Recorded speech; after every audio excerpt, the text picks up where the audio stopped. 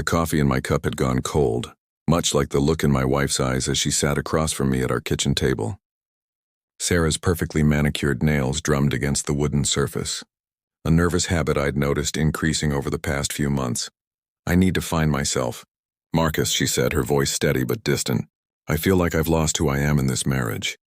I stared at her, trying to process words that felt rehearsed. We'd been married for 7 years, together for 10.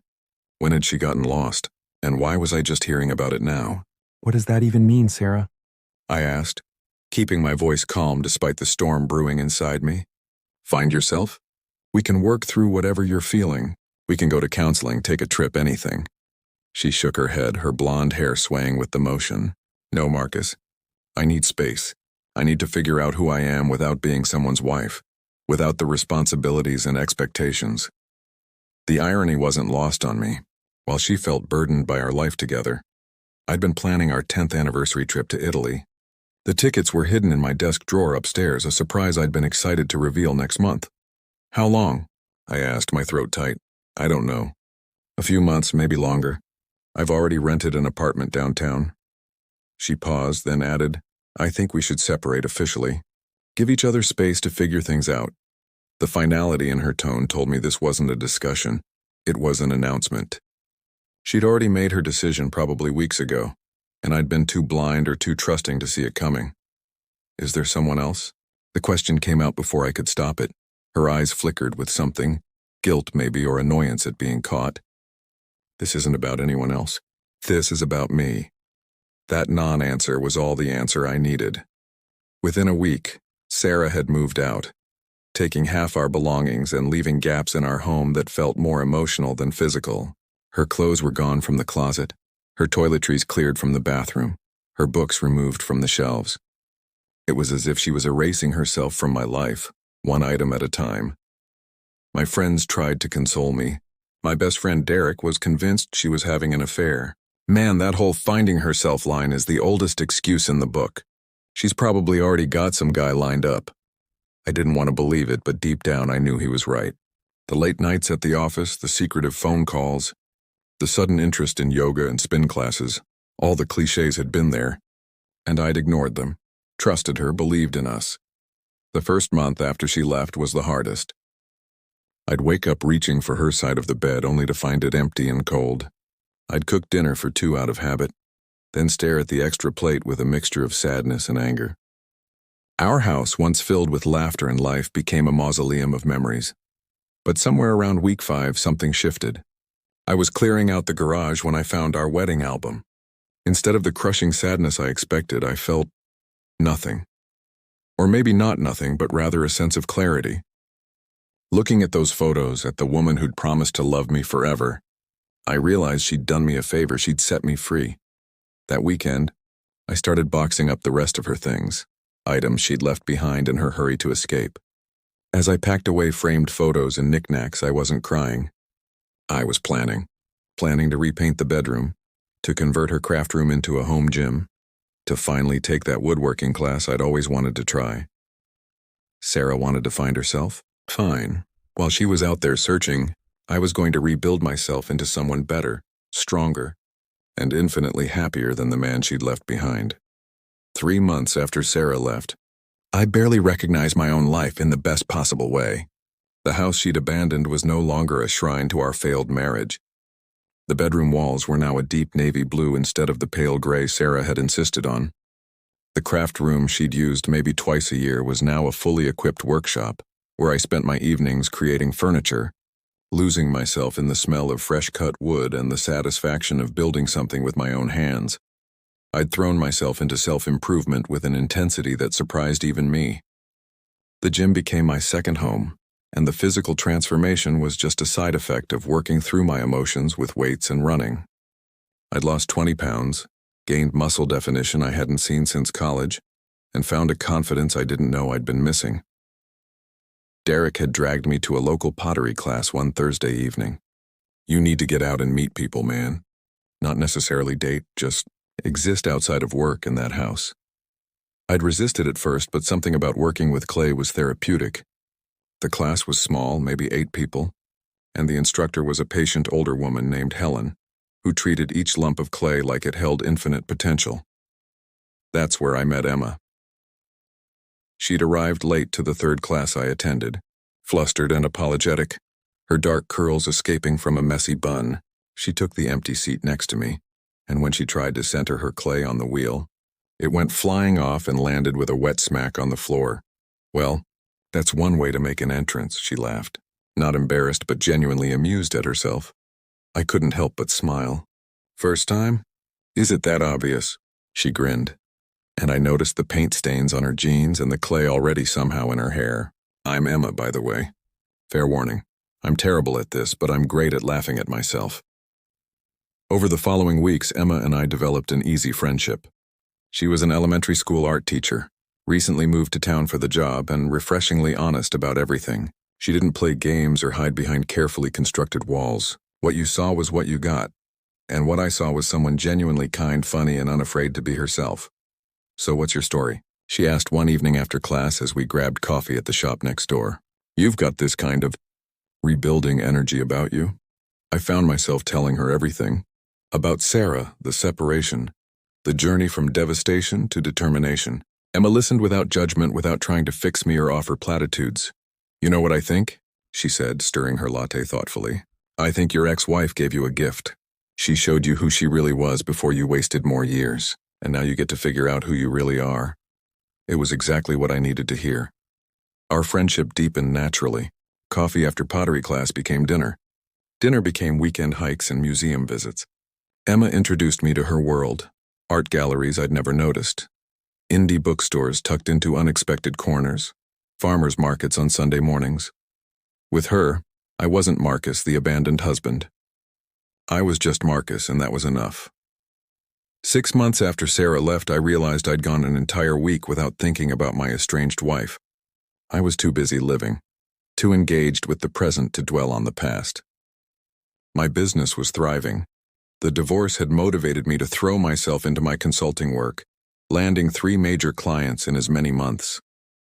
My house was truly my home now, filled with furniture I'd built and art Emma had helped me pick out, and then, on a crisp autumn evening, everything changed. Emma and I had spent the day at an outdoor festival, wandering through craft booths and eating too much kettle corn. As the sun set, we found ourselves sitting on a bench overlooking the river, comfortable in the silence between us. Marcus, she said softly, I need to tell you something. My heart skipped. Was she moving? Had I done something wrong? I know we said we were just friends, she continued, turning to face me, but I don't want to be just friends anymore.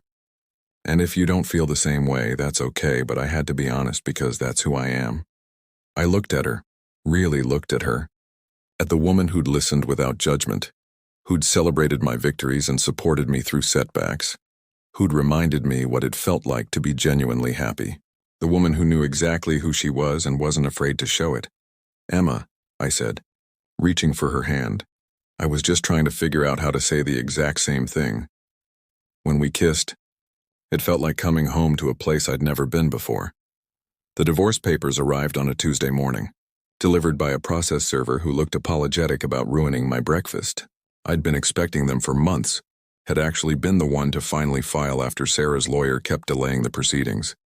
Still, seeing petition for dissolution of marriage in formal legal text made everything startlingly real. I signed them over my coffee, barely feeling the weight of the moment. 8 months ago, these papers would have destroyed me. Now, they were just paperwork standing between me and the next chapter of my life. Emma found me that evening in my workshop, sanding down a bookshelf I was building for her classroom. She'd gotten into the habit of using the spare key I'd given her, letting herself in after work with takeout or just her presence, which was often all I needed. You okay? She asked, settling onto the workbench, her legs swinging. Derek texted me about the papers. Yeah, I said and meant it. Actually, I'm better than okay. It feels like closing a door that should have been shut months ago. She smiled, that warm, understanding smile that had become my favorite thing. Well, in that case, I think we should celebrate. You're officially almost single. Almost single is not a status I've heard before. It's the liminal space between married and free, she laughed. Though I'll admit, I'm looking forward to the free part being official. We'd been together for 3 months now, though it felt both longer and shorter. Longer because of how natural it felt, how seamlessly she'd integrated into my life. Shorter because I couldn't quite believe my luck in finding someone like her. But the universe has a funny way of disrupting comfort. I was at the grocery store 2 weeks later when I literally ran my cart into someone else's. Sorry. I wasn't. I looked up and froze. Sarah stood before me and I barely recognized her. Her hair was darker, cut shorter. She'd lost weight, looked tired, older somehow despite it only being 8 months. But what struck me most was the look in her eyes, a desperate, calculating look I'd never seen before. "Marcus," she breathed, and there was something performative about her surprise, like she'd rehearsed this moment. "I've been trying to reach you." "I changed my number," I said coolly. "My lawyer has my information if yours needs to contact me." "No, I mean..." She glanced around the produce section, then back at me with what I recognized as her vulnerable expression. I'd seen it 1,000 times, usually when she wanted something. "Can we talk? Get coffee? I've made a terrible mistake." There it was. The real reason for this chance encounter that I was now certain wasn't chance at all. "I don't think that's a good idea, Sarah. Please." Her hand reached out, touched my arm. I stepped back. "I've been doing a lot of thinking. About us, about what I threw away. I was confused and stupid, and I want to fix this. I want to come home." Home. The word felt absurd coming from her mouth. The house wasn't her home anymore. I wasn't her home anymore. And more importantly, I didn't want to be. "Sarah, I've moved on. You wanted space to find yourself, and I hope you did. But I found myself too. And this version of me doesn't include us." Her expression shifted, vulnerability replaced by something harder. "Is there someone else?" The hypocrisy was stunning. That's rich coming from you. But yes, there is. Someone who knows who she is, who doesn't need to run away to figure it out. "You're making a mistake," she said, her voice rising. Several shoppers glanced our way. "We had 7 years together, Marcus. You're going to throw that away for some rebound?" "You threw it away," I corrected, keeping my voice level. 8 months ago when you walked out. I'm not throwing anything away. I'm building something new with someone who actually wants to be there." I walked away, leaving my cart behind, leaving Sarah standing in the produce section looking lost. Later, sitting in my truck in the parking lot, I called Emma. "She wants me back," I told her without preamble. "Sarah, she ambushed me at the grocery store." There was a pause, then Emma's steady voice came through. "How do you feel about that?" "Nothing," I said, surprised by my own honesty. "I feel absolutely nothing for her. But I'm telling you because I don't want secrets between us." "She said I'm making a mistake. Are you?" Emma asked quietly. "The only mistake I made was not seeing who she really was sooner." "Emma, you're not a rebound. You're not a replacement. You're the person who helped me remember what real feels like." "Come over," she said simply. "I made lasagna and we can watch that documentary about art forgers you wanted to see." That was Emma. No drama, no insecurity, no games. Just lasagna and documentaries and the kind of steady, honest love I hadn't known I was missing. The next morning, my lawyer called. Sarah was suddenly contesting the divorce, claiming reconciliation was possible, trying to delay the proceedings. I told him to push forward. Some doors, once closed, were meant to stay that way. Winter arrived with a vengeance, blanketing the city in snow and transforming my morning runs into treks through a winter wonderland. Emma had moved in gradually, one drawer at a time, until one day I realized her presence was woven into every corner of my life, and I couldn't imagine it any other way. We were cooking dinner together on a Saturday evening, her teaching me to make her grandmother's marinara sauce, while I taught her the proper way to mince garlic, when my phone buzzed. Derek's name flashed on the screen along with a photo attachment. "You need to see this," his text read. I opened the image and felt Emma peer over my shoulder. It was a screenshot from social media, Sarah's profile posted an hour ago. She was at some trendy restaurant downtown, cocktail in hand, with a caption that made me laugh out loud. "Finally finding my happiness. Sometimes you have to lose yourself to discover what really matters. Self-love, utter new beginnings, utter growth." Is that... Emma squinted at the screen. "Is that the same restaurant she posted from 3 months ago with that hashtag about choosing myself?" I scrolled through Derek's follow-up texts. He'd done some digging, bless his nosy soul.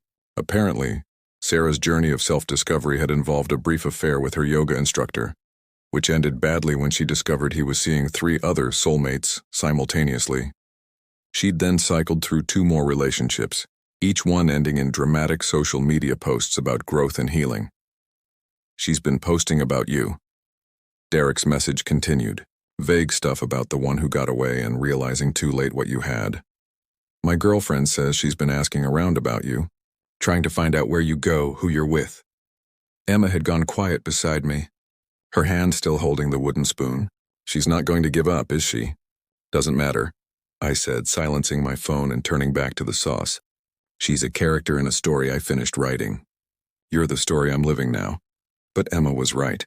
Sarah didn't give up. She started appearing at places I frequented, my gym, the coffee shop near my office, even the farmer's market Emma and I visited on Sundays. Each time she'd act surprised to see me, would try to strike up conversation, would mention how much she'd changed, how much she'd grown. "She's basically stalking you," Emma observed after the 4th coincidental encounter in 2 weeks. We were at her apartment, grading her students' art projects spread across her living room floor. "This isn't normal." "I know," I sighed. "My lawyer says unless she makes threats or gets physical, there's not much I can do except tell her to stop." Emma was quiet for a moment, then looked up at me with those honest brown eyes that had become my anchor. "Marcus, I need you to know I'm not going anywhere. Whatever game she's playing, whatever she tries, I'm here. I chose you, and I keep choosing you." It was that moment, sitting on her floor surrounded by finger paintings and construction paper, that I realized I wanted to spend the rest of my life with this woman. Not because Sarah was trying to come back, not as some reaction or rebound, but because Emma was everything I'd never known I needed. The next day, I bought a ring. I planned the proposal for a month, wanting it to be perfect but authentic, meaningful but not over the top. Emma wasn't the type who wanted flash mobs or restaurant announcements. She was the type who'd appreciate something personal, something that reflected who we were together. I chose the pottery studio where we'd met. I arranged with Helen, our instructor, to have a private session on a Friday evening. I told Emma we were taking a refresher class, that I wanted to make her a set of bowls for her birthday. She suspected nothing. When we arrived, the studio was lit with candles, soft music playing. Emma's hands flew to her mouth. "Marcus, remember the first day we met?" I asked, leading her to the wheel where we'd sat side by side for months. "You said you were terrible at pottery but great at laughing at yourself. That's when I knew you were different. You weren't pretending to be perfect. You were just you." I pulled out the ring, a simple band with a cluster of small stones in her favorite colors, something an artisan had custom made. "Emma, you helped me rebuild my life, but more than that, you helped me remember that I was worth rebuilding. You didn't fix me, you stood beside me while I fixed myself. And now I can't imagine standing beside anyone else." I got down on one knee, the concrete floor hard beneath me, my heart hammering. "Will you marry me?" She was crying, laughing, nodding all at once. "Yes, yes, of course, yes." When I slipped the ring on her finger, it fit perfectly, like everything else between us. We celebrated that night at our favorite restaurant, called our friends and family, posted one simple photo of our joined hands with the caption, "Found what I wasn't looking for, and it's everything." Within an hour, my phone exploded with congratulations. Within 2 hours, it exploded with something else entirely. Sarah had seen the post. The messages came rapid-fire, progressing from disbelief to anger to desperate pleas. "You're engaged? Already? We're not even officially divorced yet. Please don't do this. We can fix us. Don't throw away everything we had." I blocked her number, but she found Emma's. When Emma showed me the messages, accusations that she was a homewrecker, that she'd manipulated me, that their love story wasn't over, I felt something I hadn't felt in this entire ordeal. Genuine anger. "I'm handling this," I told Emma, taking her phone. "This ends now." I crafted one final message to Sarah through my lawyer. "Stop contacting me and my fiancé. Our marriage is over. Move on like I have. Any further harassment will result in legal action."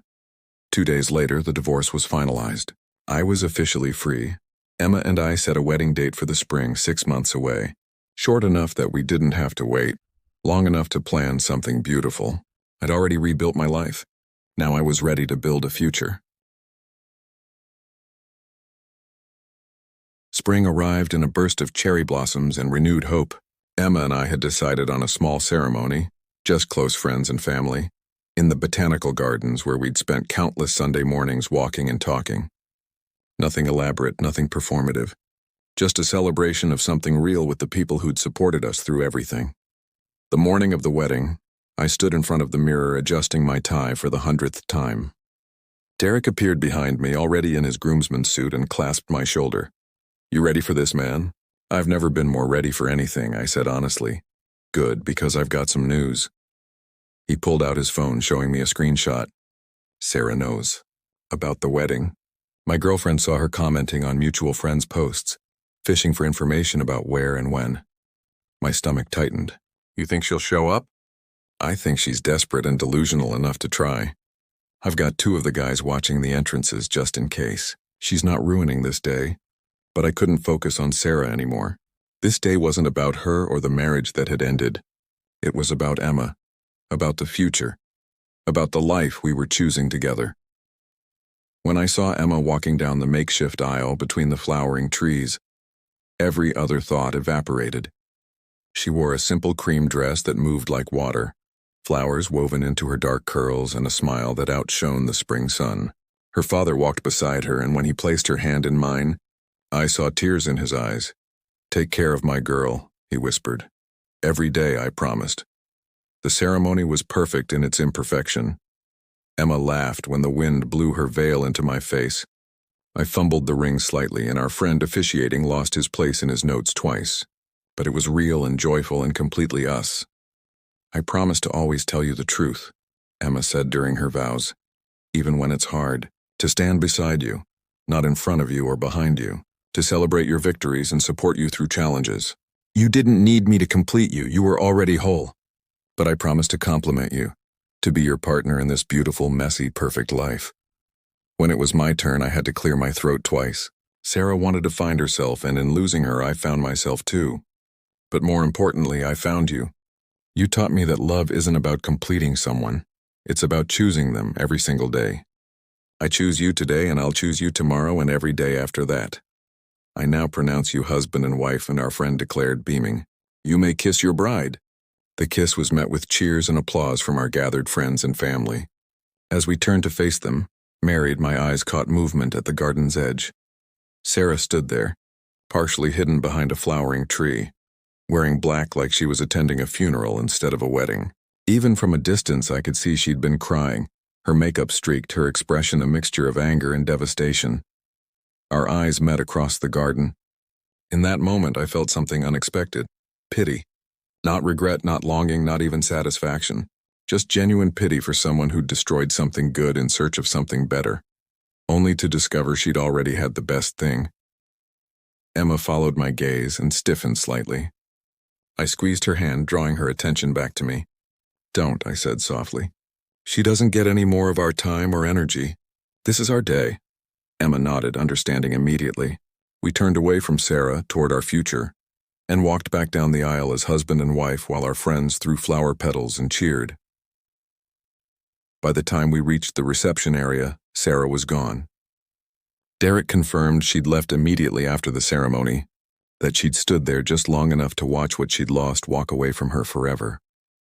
The reception was everything we'd wanted, casual, joyful, full of laughter and dancing and terrible karaoke.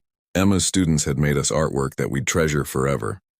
My mother cried happy tears and welcomed Emma to the family with fierce hugs. Derek gave a toast that was equal parts heartfelt and hilarious, referencing the journey from pottery wheels to wedding rings. Late in the evening, as we swayed on the dance floor to some old love song, Emma looked up at me. She came, I know. Do you think she finally found herself standing there watching us? I considered the question, then smiled. I think she found the truth. That running away from yourself doesn't lead to discovery. It just leads to being lost. And that sometimes the person you're looking for has been there all along. Deep thoughts for a wedding night, Emma teased, but her eyes were soft. Want to hear something deeper? I'm grateful to her. Emma's eyebrows shot up. Really, really. If she hadn't left, I would never have found you. I would have stayed in a comfortable, mediocre marriage, never knowing what real partnership could feel like. She set me free to find something extraordinary. "We're both pretty lucky then," Emma said, "because I get to spend my life with someone who knows exactly who he is and what he wants." "And what I want," I said, pulling her closer, "is this. Every day. With you." 3 months later, we moved into a new house, not the one I'd shared with Sarah, but a fresh start in a different neighborhood, with a big backyard for the future we were planning, and a studio space for Emma's art. We packed up the last boxes from the old house together, and I felt nothing but relief leaving it behind. On our way out, I found one last item: the Italy tickets I'd hidden in my desk, the 10th anniversary trip that never happened. I started to throw them away, but Emma stopped me. "Let's go," she said simply. "Not for any anniversary, not to reclaim anything. Just because we want to make new memories, so we did. We went to Italy that summer, ate too much pasta, got lost in Venice's winding streets, and watched the sunset from the Amalfi Coast. Every moment was ours, untainted by the past, building toward a future neither of us could have predicted a year ago. Sarah had wanted to find herself. Instead, she'd given me the greatest gift, the chance to find someone who already knew exactly who she was, and who loved exactly who I was in return. The irony, I thought as Emma laughed at something a gondolier said in broken English, was perfect. Sarah had gone searching for happiness in all the wrong places while I'd found it in the last place I expected, in the aftermath of her leaving. Sometimes the best thing someone can do for you is walk away. And sometimes the best thing you can do is let them go and build something beautiful from what remains. As we boarded our flight home, Emma squeezed my hand. "Ready to start the rest of our life?"